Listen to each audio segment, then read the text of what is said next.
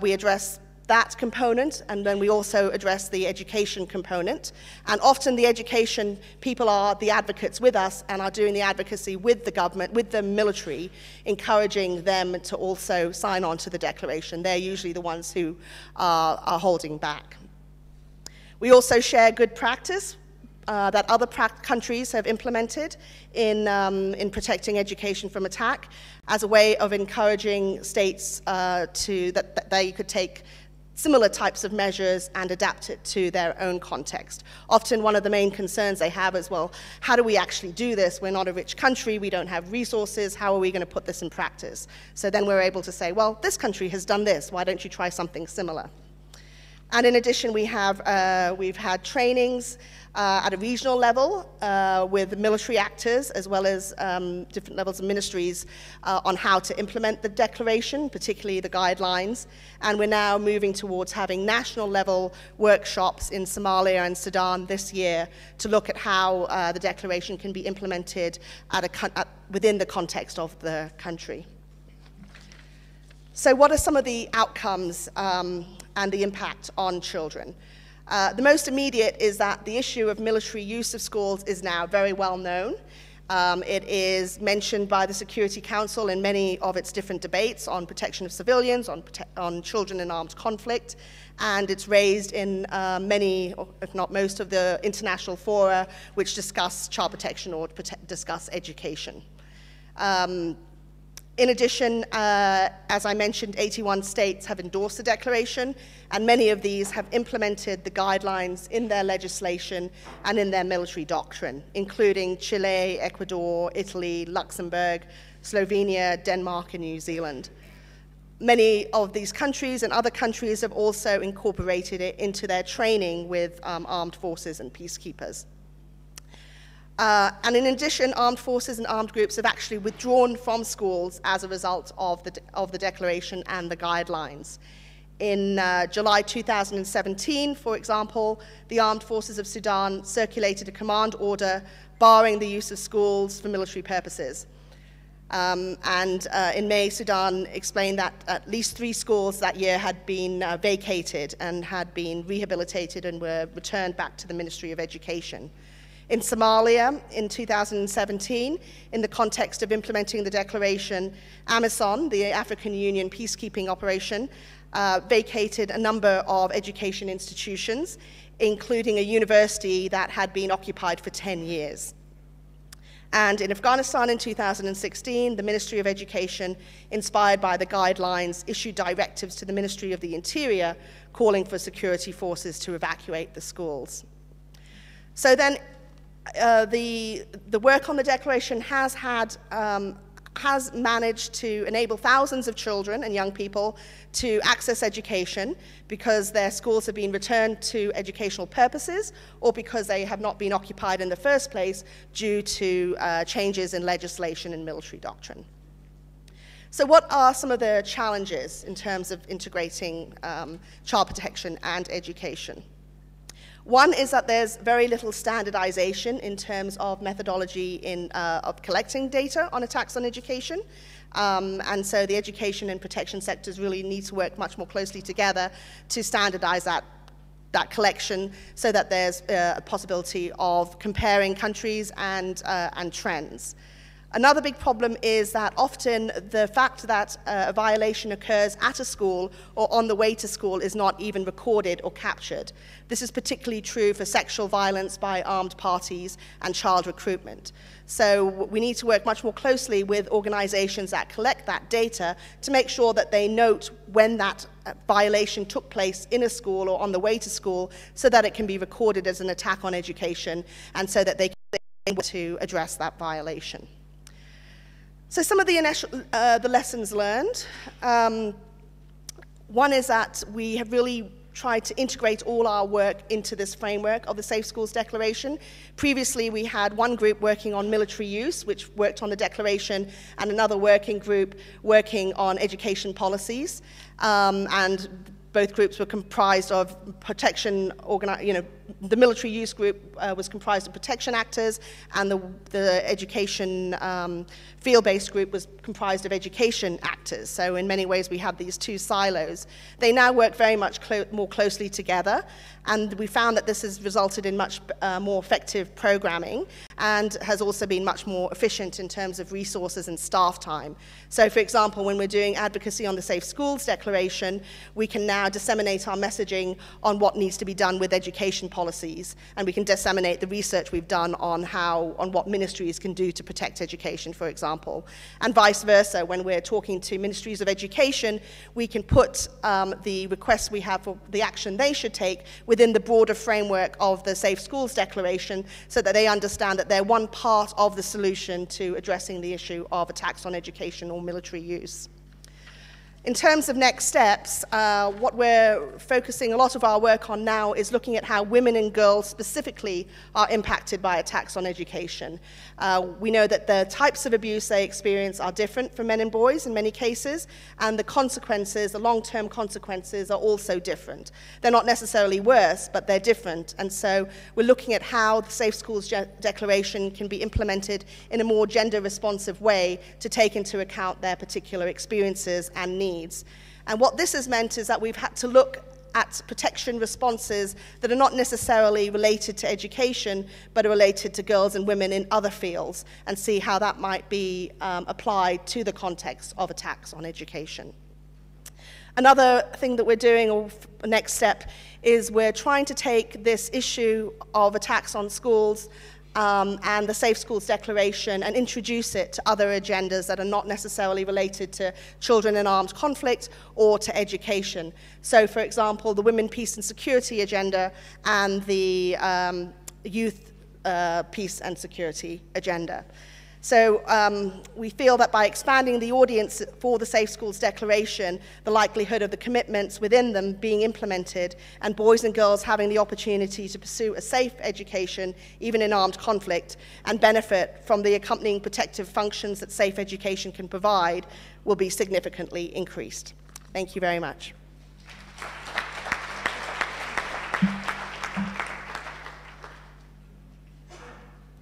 And now we'll invite Mark Chappell to the podium.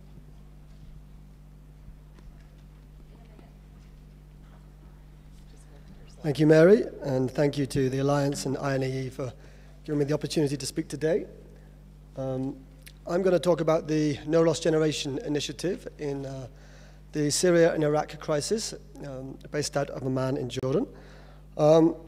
Really highlighting how through a combination of strategy, advocacy, and some concrete products, we've created a genuinely collaborative cross-sector platform that has some meaningful impact on ways of operation and on children and young people themselves.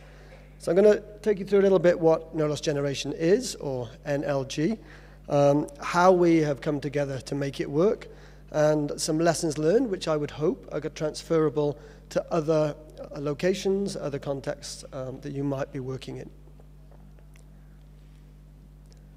So No Lost Generation was set up in 2013 to respond to the Syria and Iraq crises at that time, and really to focus on three areas which are traditionally underserved in humanitarian crises.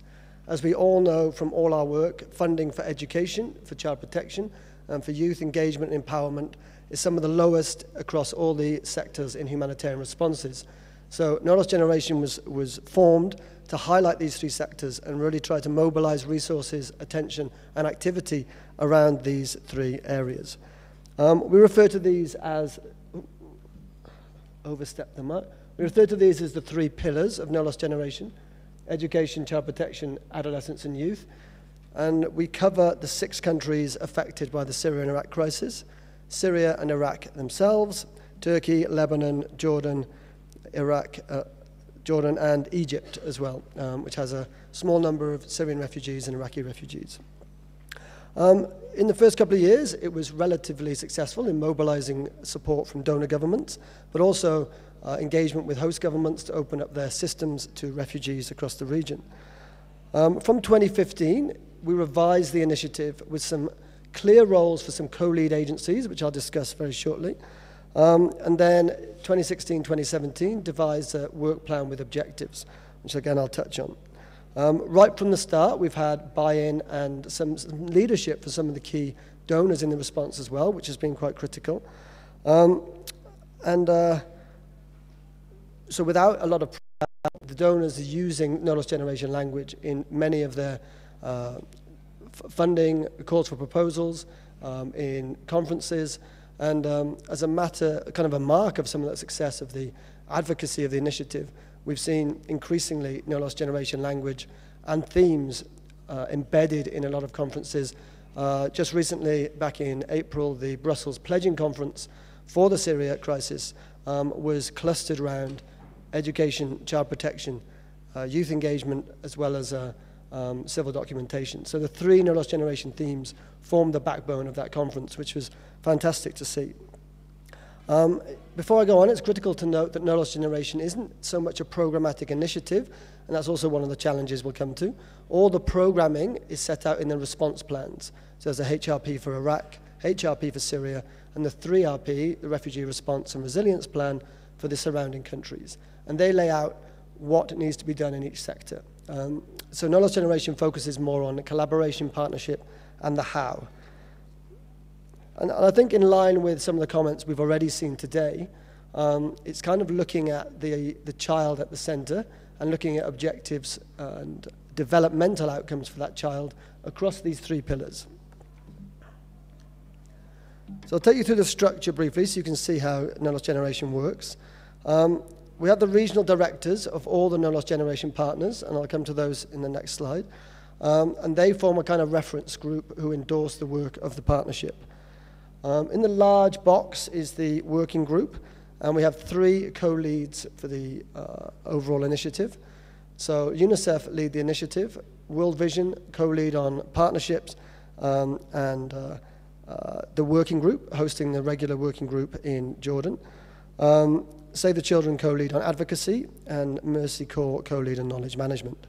Within the working group, we also have technical focal points for each of the 3 pillars, education, protection, adolescence, and youth, and those are usually drawn from the cluster coordination mechanism and feed into and out of the country-level clusters. As you can see in the blue box here, they feed in and out of the clusters across the no loss generation region. There's a regional coordination platform broader than the NLG for adolescents and youth, which we also link closely with. And then underneath all these, we have the individual organizations who are delivering the programs and the outcomes for no loss generation across these 3 pillars. In the corner over there, we've got the Tech Task Force, which was set up specifically within no loss generation to really try and bring the private sector on board in the response, the knowledge, expertise, initially around technology, but sometimes a little bit broader. How can we better engage these private sector actors and get some really tangible outcomes? And I'll touch on that shortly because it's been a real success of no loss generation, how we've managed to do that. So very briefly, the partnership and collaboration works because everyone's coming together and coalescing around these 3 pillars and some very clear objectives. Most of you will see your organizations up here. The co-leads, UNICEF, Mercy Corps, Save the Children, and World Vision. And then we have about 30 active partners at regional level who are up here, who regularly attend the working group, who lead some no loss generation badged initiatives in the region. So if your partners are up here, if your organizations are up here, please speak to your partners in the region and get some more information about how they've been involved. And then at the ground, most critically, we have over 200 agencies who are delivering education, protection, and youth programming across the whole region.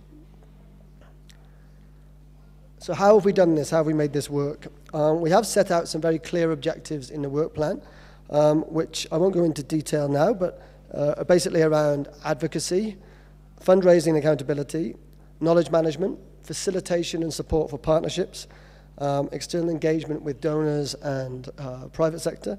And then one thing which I'm most proud of in some ways is elevating the voices of children and young people themselves. So making sure they have a voice in external engagement in any of the work we're doing with donors and other partners. We've done a series of donor briefings where a donor themselves will host a meeting and invite other donors to come. And those have coalesced around a number of themes. For example, this year, Norway hosted a briefing on civil documentation. UK and Germany have hosted a briefing on gender-based violence. Holland just last month on adolescents and youth. And in the past, we've also focused on education and child labour. So we've been specific issues where we've had donors host a meeting. We've presented some key reports, some recommendations, and the donors, in many cases, have listened, which has been great to see. We've done a series of events which have mainly come kind of demand-based. The first event of these was a Knowledge Generation Tech Summit back in 2017, and we followed that up with an event in Silicon Valley and then an event this year in Jordan.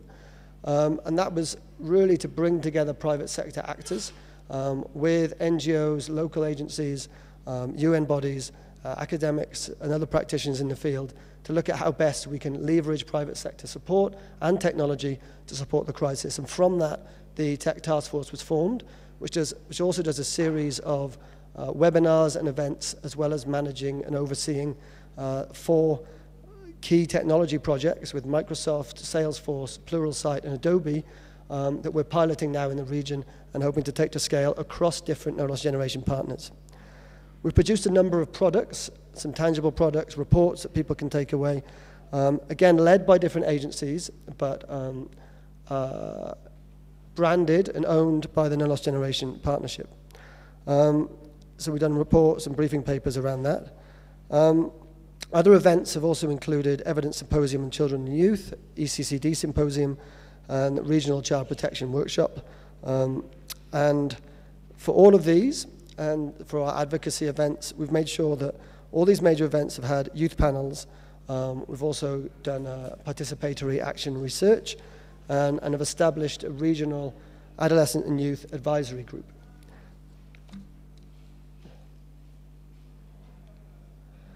So in terms of lessons learned and some challenges that we've faced in terms of how you can kind of apply the learning and the model that we have in the Syria region to perhaps other contexts or even country-specific.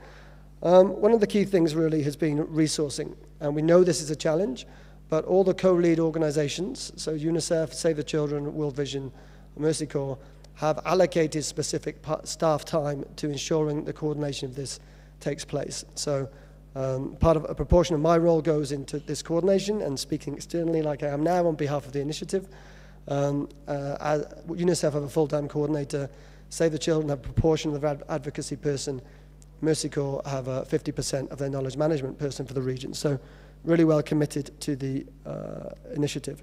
And if you look really at the financial commitment, not just to the coordination, but to events and publications and evaluations, it's around $500,000 a year. And we do have an evaluation coming up the end of this year, start of next year, which will really look at the impact of the initiative. The benefits and challenges of collaboration. We've really been working together for joint outcomes in terms of the events, the briefings, the donor briefings, but also general good practice exchange. The regional working group is the one fora in the region where education protection and youth practitioners can come and sit together. And the kind of partnership and co-working that comes out of that has been quite extensive. There's no funding attached to knowledge generation specifically. So it kind of minimizes competition. It's not a consortium, it's not a formal arrangement. People come as they see fit, and when they can see they get something out of being part of the working group. So it's slightly different from just coordination itself, in that we select what we're going to work on, and we've isolated specific themes and objectives within that, and provide kind of overarching frameworks. So as with any kind of coalition approach, there have been challenges. There are challenges to get sign-off on everything with different agency approaches, but we've kind of managed that by having a no objection policy, so things go out. If we don't hear back within a week or 2 weeks, then it's considered sign-off. But it does result very often in delays with getting things out, especially when some of the big players want to make sure their voices are heard within joint statements, joint advocacy, etc. I think really agencies get out what they put in to knowledge generation. Many agencies plan, took a lead on early childhood education. Mercy Corps and War Child took a lead on the PSS symposium. You know, if an agency can step up and use the framework and support, they can really raise their own profile as well. I think because one of the other challenges, because it's not a programmatic intervention, it's quite hard for us to track what's happening in terms of collaboration at a field level. All that goes through the country-specific monitoring processes, the UN-led data collection that happens at a regional, at the country level. So we don't necessarily pick up on that immediately. So it's quite hard to follow what's happening on the ground in terms of collaboration. And also staff time and resourcing has been a challenge in terms of making sure people can work on some of the projects. Chief of which has been joint advocacy. As I said earlier, we've seen major conferences now focus their whole conferences around the NLG pillars, which is very heartening for us as practitioners in the room working in these areas to see. There's a real focus on this. And consistent messaging across different agencies really gets results. So we can agree messaging, and it comes out through knowledge generation, but also through each agency's direct advocacy channels. And donors have come back to us and said they really appreciate this clarity in messaging. Also engagement with the private sector. We've been very clear. These are the challenges. This is how you need to work with knowledge generation partners. And that clarity and consistency across agencies, instead of having multiple voices with slightly different asks, has been very well appreciated. But we haven't been doing reactive advocacy, again, because of the challenges of coordinating so many different agencies. It's very much proactive. Reactive stuff, we don't really have the agility as a broad partnership to address that. And a recent example of that was this year's UN General Assembly. We did a harmonized script, which went to all NLG partners and their contacts in New York who were taking part in UNGA were reading from the same script, asking the same asks, relaying the same messages. We've done a series of discrete projects, and again, this is something that at country level, people can think about doing at a coordination level. Focus on research papers, joint position papers, donor briefings, events, symposia, issue-based donor engagement.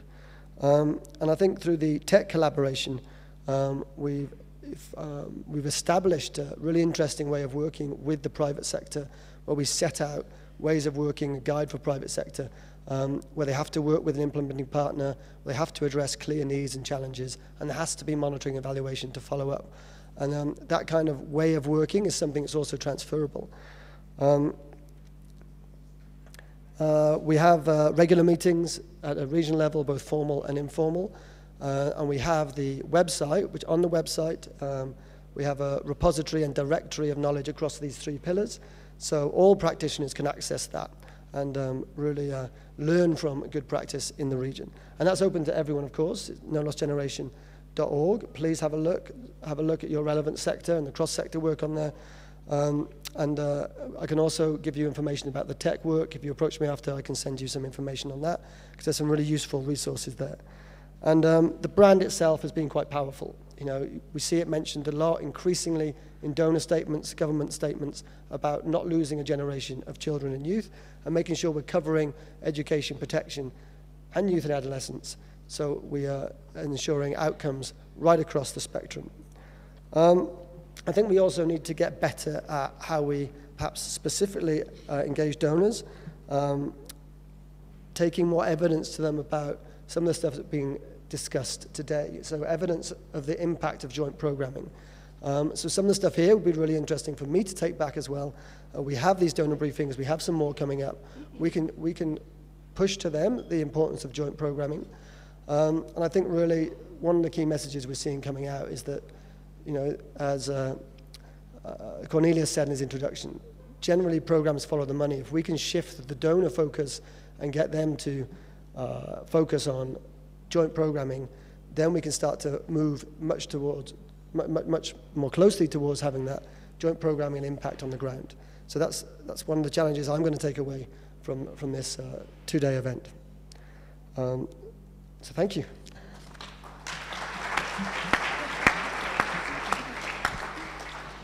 I'm being a bit pushy with the time because I want to make sure that we have ample opportunity to hear questions from the audience. So yes, let me invite Vanessa Saraiva to the podium. And I failed to introduce her properly before. She is the Child Protection Technical Specialist for World Vision. Thank you. So I do want to say hello to everyone from myself and my co-presenter. Please imagine him, Gurvinder Singh from the International Federation of the Red Cross. He sends his regards and also regrets he's managing flight cancellations right now. So you just have to stick with me. So I do want to thank everyone for the opportunity to present on the toolkit for child-friendly spaces in humanitarian action, which is a joint project done by World Vision International and the IFRC, specifically the Psychosocial Reference Center.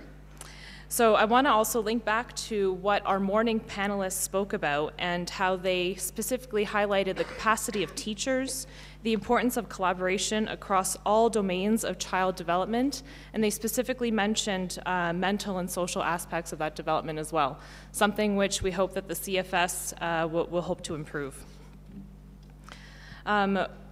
We then had this corroborated by the other presentation on the research findings, which corroborated this and highlighted that the collaboration specifically around MHPSS, mental health psychosocial support, and the safe and protective learning environments are of utmost importance. And when we're thinking about learning environments, I don't want us to confuse child-friendly spaces as an opportunity where education is done. We can get into best practices outside of this conversation, but I do want us to think about child-friendly spaces as a learning environment where children can develop other skills, specifically around mental health, psychosocial support, awareness, developing friendships, learning, etc. All of these are which are of utmost importance. So as I mentioned, this project was done together with the Reference Center for Psychosocial Support of the IFRC, together with World Vision International. It follows various case studies, evaluations of psychosocial interventions, and evaluations of child-friendly spaces that have been done by both of our organizations, either individually or in partnership with some of you in this room, and specifically with Columbia University as well. The toolkit touches on some of the work that IFRC has done with Save the Children, so thank you for that. It also looks at some of the UNICEF guidelines on child-friendly spaces and some of the recent operational guidance that were released on community-based MHPSS. The toolkit provides a set of materials that assist managers, facilitators, and animators to set up, implement quality CFS. These resources have, at their core, the protection of children from harm, the promotion of psychosocial well-being, and the engagement of community and caregiver capacities. So we look at that as well.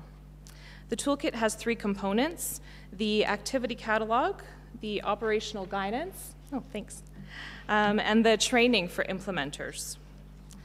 So the activity catalog is evidence-informed, and where available, all the activities within the catalog have been sourced and are rooted in experience. These are materials for facilitators and animators that are responsible for implementing these activities. They are easy-to-use resources developed in a curriculum-like style that include sessions and activities to open and close sessions, reflective review activities. The activity catalog is broken down into 7 themes, which relate to key aspects of children's psychosocial well-being.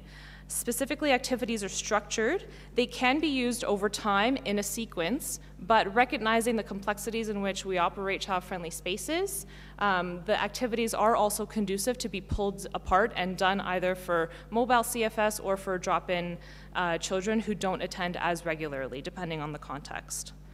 The 7 themes that I mentioned are building community, emotional learning, coping mechanisms, social supports, relating to others, protection and boundaries, and building on their strengths. So these are all things that the activity catalogs seek to instill in children.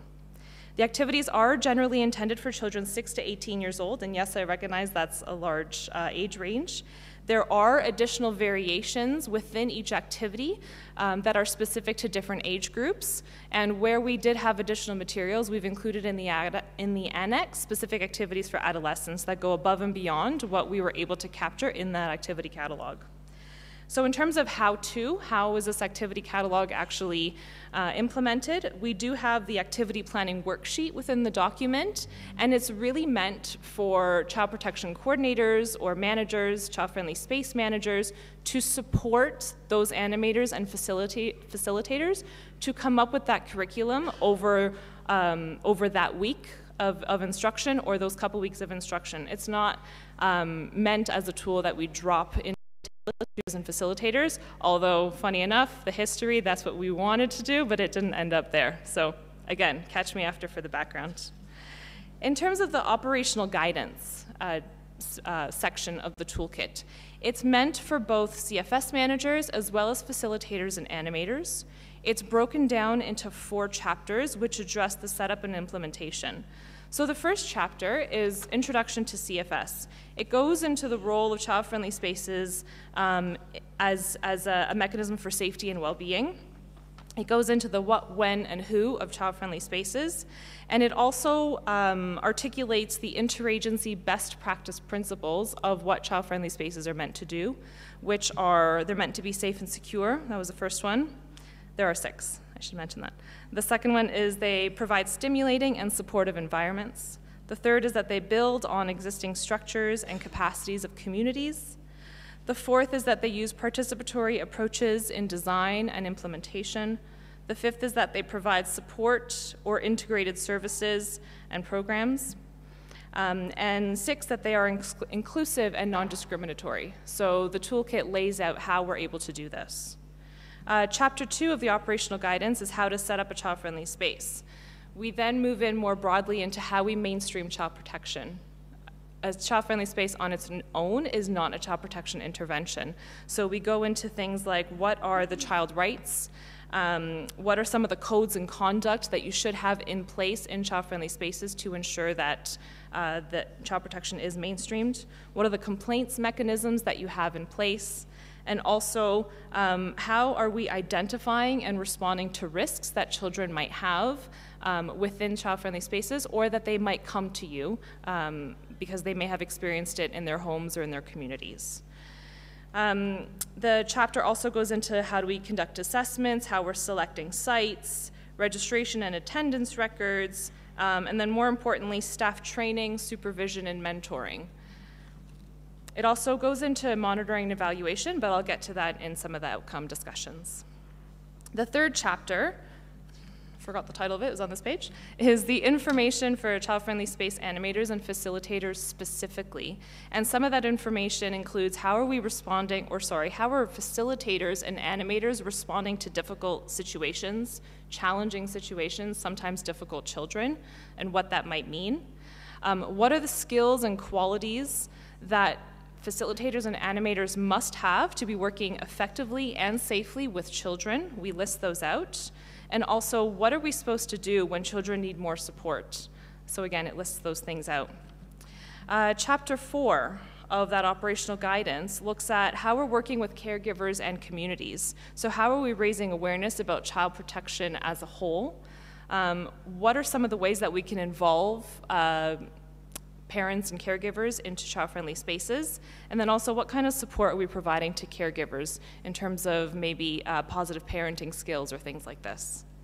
So the training manual, the third portion of the toolkit, is based on the operational guidance. So what we've essentially done is we have a training curriculum. This you actually can plop into one of your country offices and conduct trainings for your CFS managers and your animators and facilitators. It includes 3 unique case studies, so we've tried to give you as much of the information as we can to run a successful training workshop. It draws linkages back to the activity catalog. So while it is based in the operational guidance, we want those who are conducting the training to have a better feel of the activity catalog. So some of the sessions, some of the icebreakers during the training are taken specifically from the activity catalog. We ask you to look through it, to analyze the psychosocial themes. So it's really great in that way. What I actually should have done for this presentation is made you do an icebreaker from the activity catalog, but I only thought of it at this moment. Next time. So the training manual itself was pilot tested in Copenhagen together with the Psychosocial Center of the IFRC. We included both global, regional, local, national staff across the IFRC, World Vision, and Save the Children as well. Several countries were represented. We included Jordan, Uganda, Australia, a couple countries across Europe, Canada, Sudan, Nepal, Philippines, and Iraq. So we really had a great turnout to put this tool into practice. We took their feedback and really adjusted the training manual based on that. So it was pretty great.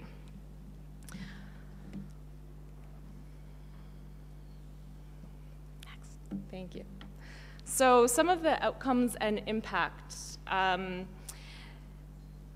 Various studies and evaluations of CFS across many different countries have shown that the quality, relevance, effectiveness, and sustainability of CFS vary widely. We know all of this, but we're all doing CFS in this room, so we need to figure out how to do that better. The quality needs to be scaled up to do no harm and contribute to improved psychosocial and protection outcomes, especially when schools are not functioning or inaccessible. The skills that we're teaching these kids in these CFS are valuable life skills that can be taken into an education setting, into a home setting, into their communities. Some of the toolkit draws on recent evidence and evaluations, as I mentioned, and it's unique in the following ways. It does update the guidance and practical tools for managers and animators. It collects all of these activities into one package instead of having all of us as implementers or perhaps your colleagues refer to various different sources, because who then goes on to link to that 7th click here, click here. It does have a format that allows users to implement structured approach to activities that build on each other or as unrelated, as I mentioned earlier, depending on the context and depending on how you're operating that child-friendly space. It's based on specific themes that enhance psychosocial and protection needs that are especially useful when education systems are not in place. The operational guidance seeks to clarify the output and outcome indicators. It's based on the evaluation work that was done with Columbia University. The monitoring and evaluation piece is broken down in a couple different ways. So when we're looking at monitoring, at a minimum, we want to look at registration, attendance, activity schedules, referrals, and CFS quality standards, and we give you templates for each of these. The output and outcome level evaluations include suggested language, indicators, as well as means of verification, so we hope that this will be a little bit easier on you. And I'll mention that the pilot test of the activity catalog was done in Uganda, in DRC, and in Jordan.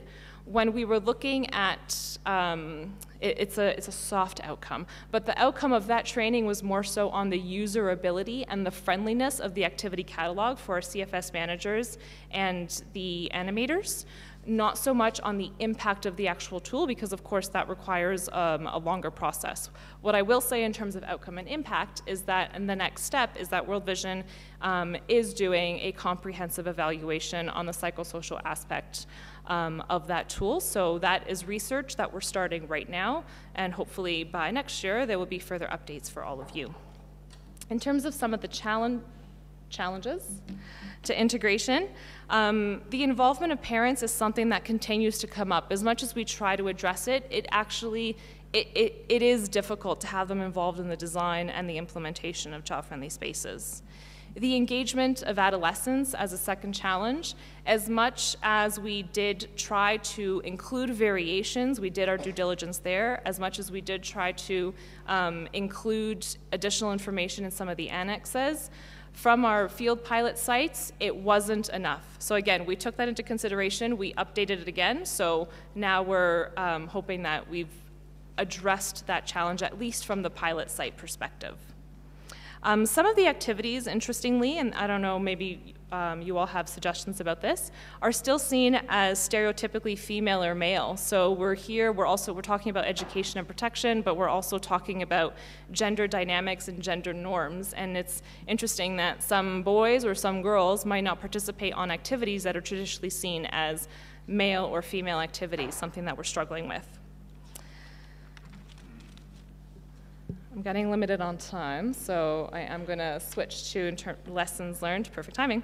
lessons learned and next steps. So in terms of lessons learned, the importance of referencing existing work. We didn't want to reinvent the wheel with this toolkit. We wanted to take what was already out there, compare it to the evaluations that we've done together with Columbia, and then figure out, okay, what's the gap? How can we improve what already exists? How can we also take what already exists and at least have it all into one document? So hopefully we've done a combination of all of those things. In terms of application to diverse needs and context, again, children are attending either for a few months at a time or they're dropping in sporadically. The case scenarios in the operational guidance do hope to apply some of that critical thinking as you're going through the training and as you're going through the operational guidance. But again, what's written on paper and what we all experience in some of the context that we work in is difficult to capture at its best. I mentioned the field testing earlier. And then what I will mention is, in terms of collaboration, it's just important to have those global and local perspectives. It's why we did want to do the pilots on both the activity catalog and the operational guidance. It's why we invited so many different partners from different agencies and from different countries, different regions, so that we could, to the best of our ability, include a tool that you're not just going to shelve, but you're going to be able to use. And if I use my non-existent time, I will say that this was the soft launch. We actually haven't talked about it publicly. The entire toolkit is currently with publishers, so it's getting all pretty right now. So hopefully within a couple of weeks, dare I say a month max, we should have a full toolkit that is launched and available publicly to all of you. Thanks.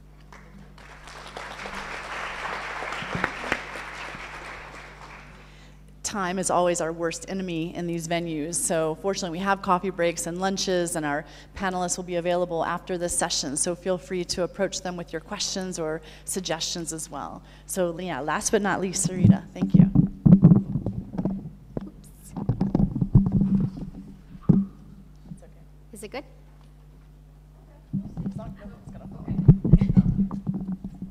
I got it. Okay. Hello, everybody. My name is Sarita Fritzler, and I work with Save the Children US. I'm here to talk to you about our Return to Learning global initiative, which is Save the Children's centenary commitment to helping get refugee children back into learning within the first phase of displacement. This program is trying to address the comprehensive refugee response framework, and it calls for host governments to support education for refugees within the education sector. It looks at both the programmatic and advocacy side of refugee education. And I am talking to you today specifically about a pilot that we've done this year over the summer months in two contexts. And this is the programmatic pilot that Save the Children launched. So how would Return to Learning work? How do we do this? As we just heard, child-friendly spaces are one of the signature programs that we do emergency responses globally, and that provides a safe space for children. And Save the Children has decided that a good entry point for return to learning is the use of child-friendly spaces. We are currently also revising our global guidelines for child-friendly spaces and hope to release a similar toolkit of sorts, so we can talk about it. And included in this global child-friendly space toolkit will be a strong section on integration, an entire chapter on how we strengthen our child-friendly spaces so that they can also have the educational side of it. We've heard from lots of children and parents in child-friendly space implementation that they would like to see child-friendly spaces have stronger education components, and we believe that this Return to Learning initiative and the activities that were developed for the Return to Learning can fill that void that the CFS currently has. This also allows Return to Learning to become, education to become a first phase emergency program. While we're waiting for temporary learning spaces to be set up, while we're waiting for the host communities to allow access to schools or for the regular schools to get back up and operational, the Return to Learning activities allows children to get back into some sense of learning. So that is the goal of this and why we've chosen to work in child-friendly spaces. What do the activities cover? So the activity bank is for all ages. So we have, they're categorized by age for developmental appropriateness. So we have activities for preschool age, we have activities for elementary school age, for middle school, and for adolescent and youth. And all of the activities are designed to be implemented in non-formal education settings, so child-friendly spaces in the communities, not in classrooms. And they're all designed, the activities are designed for ease of use, cultural relevance, and most importantly, enjoyment for the children. They are fun in nature and not modeled after textbook learning. So numeracy, activities are designed to support children in learning and retaining their math and number skills. Literacy activities are designed to support children. This includes alphabet games and reading comprehension.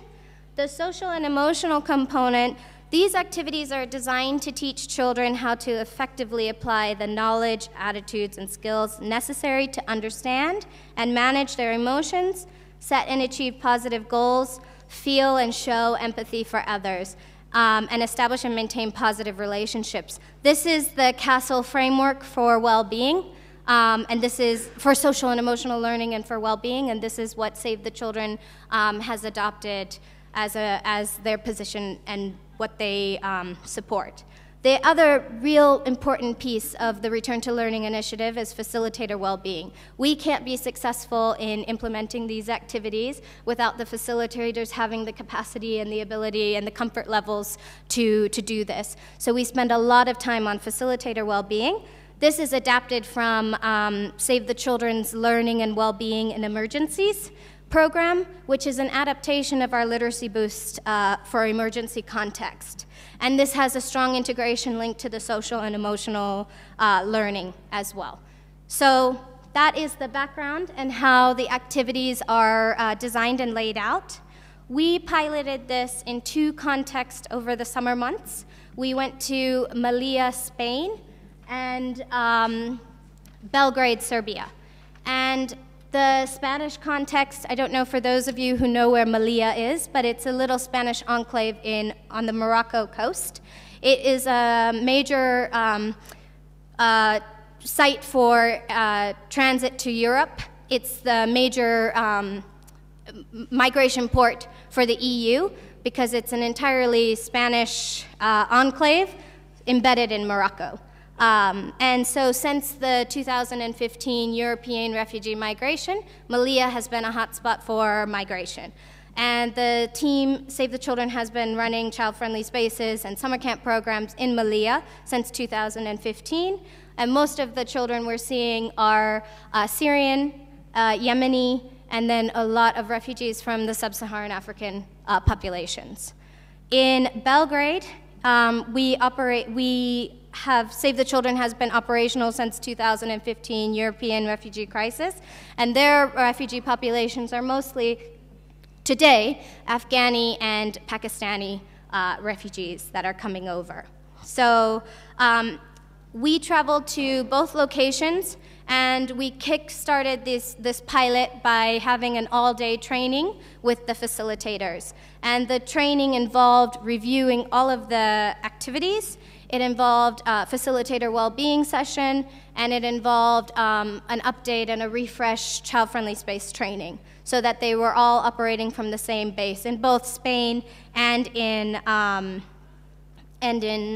Belgrade, Serbia. In Spain, we piloted this in 3 different locations. We did a CFS right at the border post, so where refugees are crossing, there is a child-friendly space at the border. We did it at the SETI, which is the Immigration Center for Refugees, and we also did it in summer camp programs. The SETI allows children and families to leave. They're not locked in. And so the Save the Children was able to take the children for summer camp programs, and they piloted these return to learning exercises in those summer camp programs. In Serbia, we did a pilot in Mikalice, which is a refugee drop-in center right in the heart of Belgrade. So the children are there in transit. They stay for maybe an hour, maybe all day, depending. And then we also piloted it in, I'm going to pronounce it wrong, Bogovodic, which is 2 hours outside of Belgrade. And it's a residential community where they go and they await their asylum process, and that process could take 6 to 9 months. In the residential center, children are able to be enrolled into schools, and some of the children we worked with had been enrolled in schools, and because this was in the summer, enrolled into school again. So in Spain, we had to translate all of the activities into Spanish. This added some time, but it absolutely made it essential for us to be able to test these activities. And both of the teams piloted the activities for 3 weeks, and they had they kept a log of how they had to adapt each of the activities so that it was relevant and appropriate for the children they were working with. So in Spain, a lot of the activities had to be culturally adapted. So when you're working, especially at the border site, this was one of the challenges, is the clear distinction between what we mean by psychosocial support and what we mean by social and emotional learning. In making sure that we're operating child-friendly spaces that have the appropriate referral mechanisms and ability to support those children that need that psychosocial support, it's hard, or it was hard in this context, for us to be piloting activities that made children open up about their emotions. Especially this border site for CFS was where the children witnessed people being arrested, people being sent back across the border, so it was a very stressful environment. And so to get them to open up and talking about their emotions required a lot more facilitator capacity, and so those activities weren't necessarily as successful. In the Balkans, we had a lot of success with the same activities, looking at social and emotional learning, and that's because the children, especially in the residential community, were more comfortable with the facilitators, felt more at ease. So again, all of the activities are meant to be adapted and meant to be revised so that they meet the needs of the children. The team spent a lot of time, and we actually have been able to get back from the teams how they've revised and how they've adapted the activities so that the impact is what we're looking for. Again, this is a pilot, so we've only piloted in 2 very small contexts. We still have a lot of piloting to do, and we will be looking at how to do this in other refugee contexts and also on an immediate response, rapid onset emergency response with children on the move. The other thing that was a challenge was the language. With both contexts, it's not just Spanish that's needed, but it's the Farsi, it's the Arabic, it's the all the other languages of the refugees coming across. And so it required cultural mediators to also be in the room doing the exercises with the facilitators and working with, yes, the languages. Also, the capacity of the facilitators. We were very lucky in this context for both Spain and for Balkans. We had psychologists, social workers, counselors, and teachers who were the facilitators in the child-friendly space. They had very strong capacity, and they were very committed to making these activities work for the children. But we know that if we pilot this in other contexts, our facilitator capacity will be very different, and so we're making sure that the activities are as user-friendly, as easy to use, you can pick them up and run with them, and that the children enjoy them. So that's some of the additional challenges. And then next steps, we plan to finalize the child-friendly space toolkit, and again, I mentioned all the return to learning resources will be part of the integration section on that. This is our centenary commitment, like I mentioned, and so Save the Children will be scaling up in other refugee contexts, and then we are hopefully going to be able to share in when this is finalized. Thank you.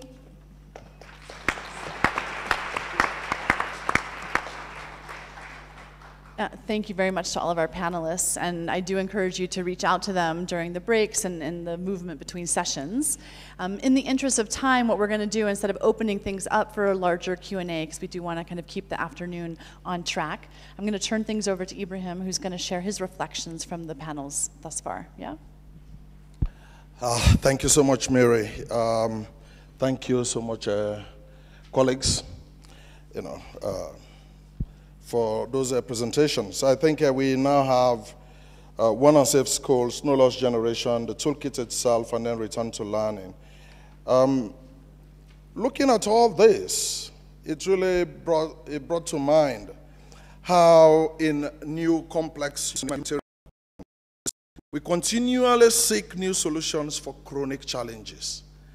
And I will leave with you in terms of 4 key elements for our reflection as we work towards a framework in collaboration, drawing the lessons and some of the issues that have been brought to us this afternoon. Number 1 is the structural element, wherein we are looking in terms of our organizational culture, predictable leadership. How can we really bring in trust, attitude, perceptions, as well as accountability for us to really work as one unit, in as much as we may have different goals. So that is very, very important. But in this regard, we should know that once we are working together for a common result, taking into account these are different structures, there are risks that are involved. And how then do we manage these risks? In most situations now, we are really moving in terms of risk devolution rather than risk management. And how we do this is up for us to really decide when we'll be having the conversations, thereafter. The second element, which is very important, the effectiveness of local adaptation of global tools that have been produced. What is our optic in terms of implementation? How then do we build in terms of existing resources and assets? Like, for instance, we've been talking about the 2015 SAFE declaration that came into existence. How can we really bring in non-state armed groups? Like, for instance, what happened within the Geneva Call and bringing all of the state armed groups except for globally? Can child protection continue in that particular path, which, of course, you had education as well as child protection with that level of engagement? The third element is our operational effectiveness. Sorry.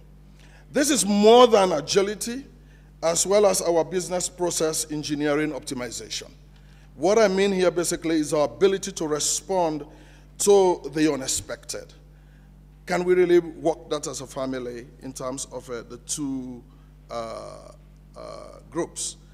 The last bit is our level of adaptation, wherein how can we really optimize resources? Looking at our coexistence, the child protection and education ecosystem. How can these 2 ecosystems exist? Those are the practical realities that we face. But I'll just leave you with one thing. If we believe in it, we'll see it. Thank you.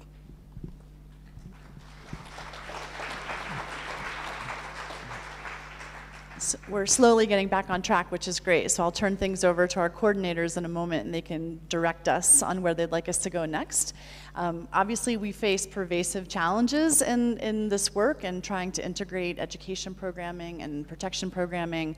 But I think the promising examples that we heard at the global and regional level on this panel should encourage us to keep fighting the good fight and finding ways to do just that in terms of approaches, frameworks, tools. And I think also, giving heart to what we heard in some of the earlier sessions about keeping the whole child development perspective in mind as we think about this. I think particularly for the global and regional levels, again, Joan's comment about, developing leaders. And so at these levels, what does that look like? Capacity building for leaders and leadership to then, spread through and diffuse throughout the system in terms of how we're better able to collaborate in our kind of mutual and shared objectives for improving the lives of young people around the world. So please help me thank all of the panelists who joined us for the plenary. It was great hearing from all of you. Thank you.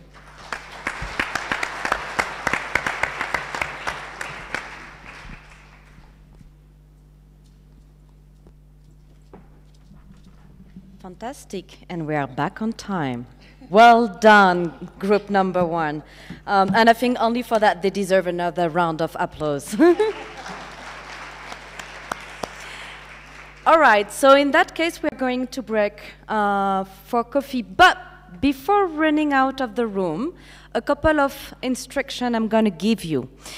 Before lunch, we ask you to choose a sticker, a colored sticker, related to the parallel session you would like to attend this afternoon.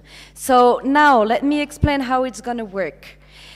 The red ones, related to children associated with affected by armed conflict, will stay here in Jumbo.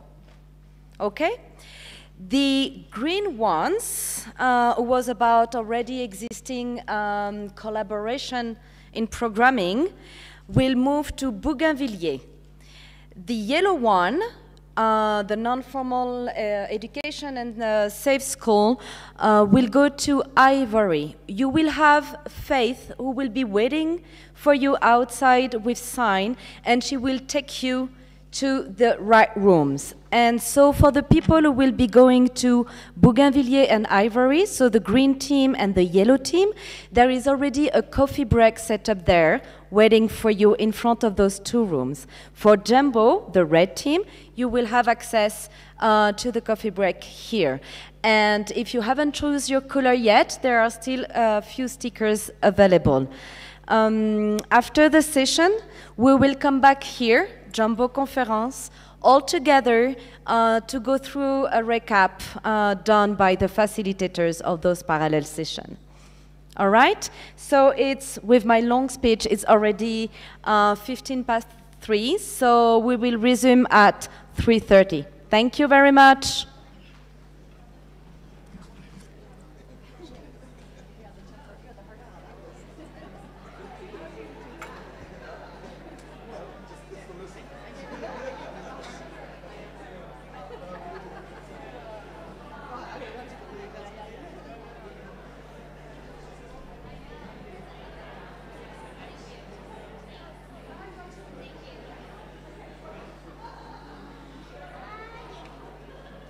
I saw you and I was like, what?